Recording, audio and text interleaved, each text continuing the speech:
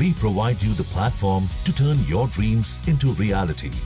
Give wings to your aspirations with KR Mangalam University.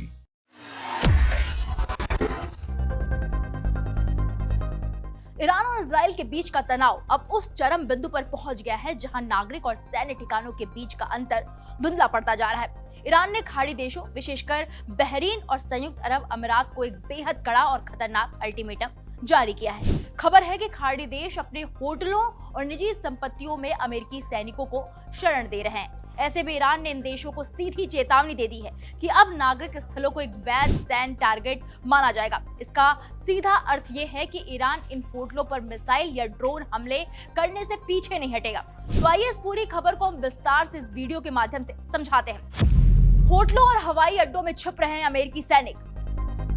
खबर है कि मध्य पूर्व में स्थित अमेरिकी सैन्य अड्डों पर ईरान और उसके समर्थक मिलिशिया समूह द्वारा किए गए भीषण हमलों के बाद अमेरिकी सैनिकों ने वहां से सुरक्षित निकलने के लिए नागरिक होटलों में शरण ली है। ईरान का आरोप है कि अमेरिकी सेना अपनी सुरक्षा के लिए अब लॉजिस्टिक्स बेस दमिश्क के रिपब्लिक पैलेस और फोर सीजन्स व शेरेटन जैसे अंतरराष्ट्रीय स्तर के होटलों का उपयोग कर रही है।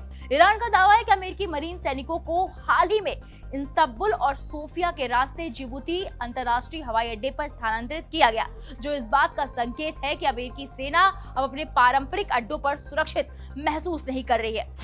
अमेरिकी सेना पर ह्यूमन शील्ड का गंभीर आरोप।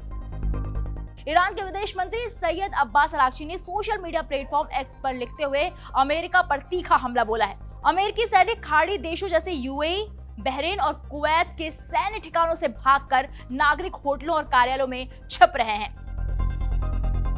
अरागची ने कहा है कि अमेरिका खाड़ी देशों के निर्दोष नागरिकों को मानव ढाल के रूप में इस्तेमाल कर रहा है, जिससे ईरानी हमलों से बचा जा सके। उन्होंने होटल मालिकों से आग्रह किया कि वो अमेरिकी सैनिकों की बुकिंग स्वीकार न करें। खामेनेई की मौत के बाद भी ईरान ने होटलों को बनाया था निशाना।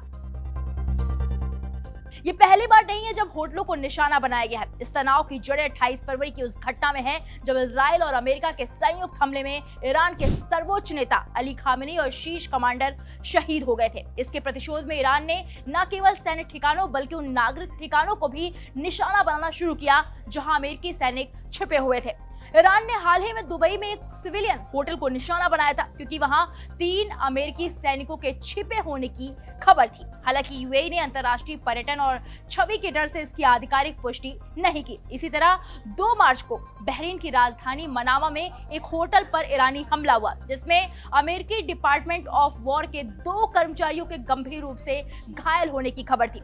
ईरान की ये नई रणनीति सीधे तौर पर अमेरिका के मनोबल को तोड़ने के लिए है। अपनी एकता और आक्रामक डिफेंसिव रणनीति के जरिए ईरान अमेरिका पर पूरी तरह हावी होता दिखाई दे रहा है। अगर खाड़ी देशों ने इस अल्टीमेटम को गंभीरता से नहीं लिया तो आने वाले दिनों में मध्य पूर्व के आलीशान होटल भीषण युद्ध के अखाड़े बन सकते हैं। आपको ये जानकारी कैसी लगी हमें कमेंट सेक्शन में जाकर जरूर बताइएगा।